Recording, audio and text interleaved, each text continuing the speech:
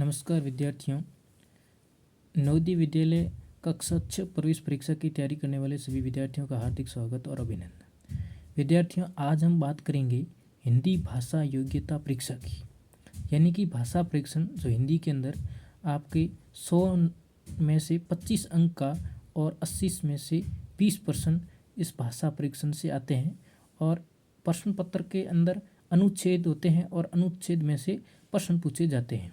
तो आज हम सबसे पहले बात करेंगे शब्द विचार की, यानी कि जो भाषा परीक्षण है इनमें से वैसे तो आपको अनुच्छेद पूछते हैं, लेकिन इसके अंदर हम संपूर्ण जानकारी पढ़ेंगे। शब्द विचार, संधि, समानार्थी शब्द, पर्यायवाची, विलोम शब्द, इन सब की बारे में हम पढ़ेंगे।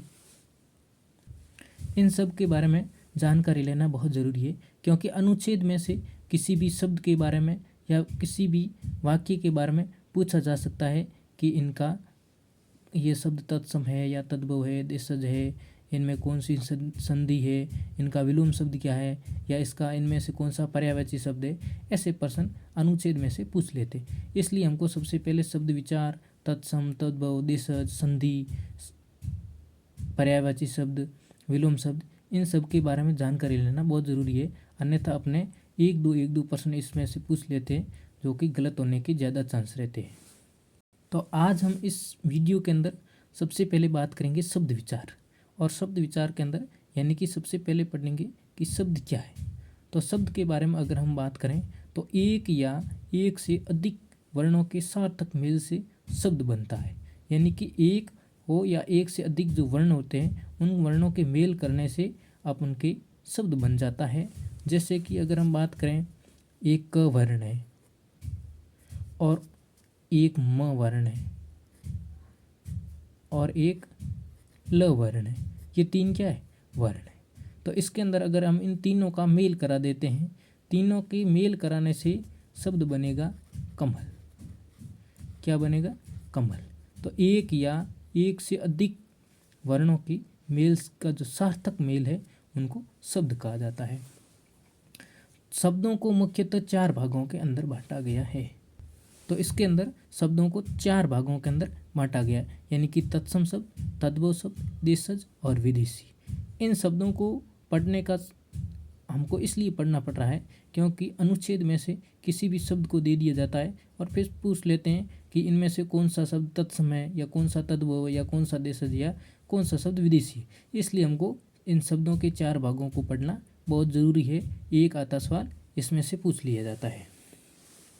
तो सबसे पहले हम जानकारी लेंगे कि तत्सम शब्द कौन से या तत्सम शब्द किसे कहते हैं। हिंदी भाषा में जो शब्द बिना किसी परिवर्तन के ज्यों के त्यों प्रयुक्त होते हैं तत्सम शब्द कहलाते हैं। यानी कि हिंदी भाषा में जो शब्द है वो बिना किसी परिवर्तन के, जैसे शब्द हिंदी भाषा के वैसे प्रयुक्त होते हैं, उन शब्दों को तत्सम शब्द कहा जाता है। जैसे उदाहरण के तौर पर देखें तो मित्र, नासिका, तेल आदि, तो ये सभी शब्द क्या है? तत्सम शब्द कहलाते हैं। अब तत्सम के बाद हम शब्द पढ़ेंगे तद्भव। तत्सम शब्दों से बिगड़कर हिंदी भाषा के तद्भव शब्द बने हैं। यानी कि जो तत्सम शब्द थे उनका बिगड़ा हुआ रूप है वो हिंदी के अंदर स्वीकार करने से ये शब्द है वो तत्सम शब्द कहलाते हैं या तत्सम शब्द बने हैं। यानी बिगड़ा रूप कैसे? जैसे हम पढ़ेंगे कि तत्सम शब्द तद्भव कैसे बना। जैसे अग्नि शब्द तत्सम था, तद्भव बनते ही अग्नि का आग हो गया। इसी प्रकार दुग्ध शब्द तत्सम शब्द है, दुग्ध से दूध बना।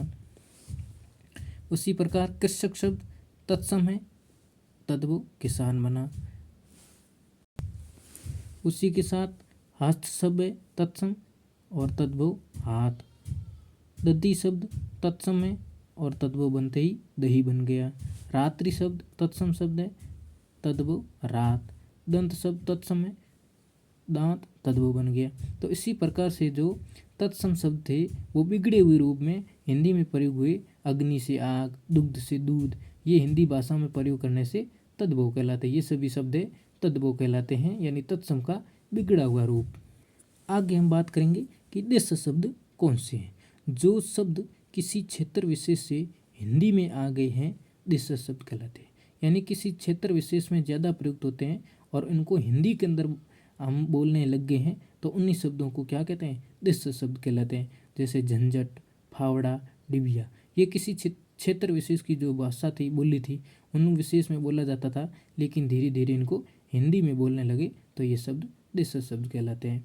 उसके बाद 4 नंबर पर है विदेशी शब्द।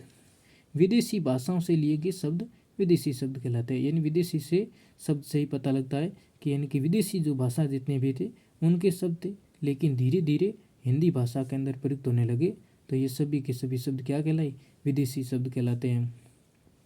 जैसे स्कूल, कार, तौलिया, चाय, ये सभी के सभी शब्द हैं जो कहलाते हैं विदेशी। यानी विदेशी जितने स्कूल है, कार है, तौलिया, ये सभी विदेशी शब्द जब हिंदी भाषा में प्रयुक्त किए गए तो विदेशी कहलाने लगे। तो इस प्रकार से विद्यार्थियों आज अपने शब्दों के या शब्द विचार के बारे में पढ़ा कि शब्द किसे कहते हैं, यानी कि एक से अधिक वर्णों के सार्थक मेल को शब्द कहते हैं।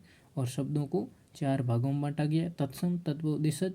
और तत्सम हिंदी भाषा में जो शब्द बिना किसी परिवर्तन के प्रयुक्त हुए उनको तत्सम कहते हैं। और तद्भव, तत्सम शब्दों का बिगड़ा रूप हिंदी में प्रयोग करने वाले तद्भव कहलाते। और किसी क्षेत्र विशेष की भाषा में हिंदी में आ गए शब्द देशज कहलाते हैं। और विदेशी भाषाओं से लिए गए शब्द विदेशी कहलाते हैं। तो विद्यार्थियों इसी प्रकार से हम अगला टॉपिक भी धीरे धीरे पढ़ेंगे और 5 और 10 मिनट के अंदर एक एक टॉपिक को पढ़ेंगे। तो अपन धीरे धीरे इस कोर्स को कर सकते हैं और आपके 25 में से 25 अंक आए, हिंदी भाषा में किसी प्रकार के अंक नहीं छूटे।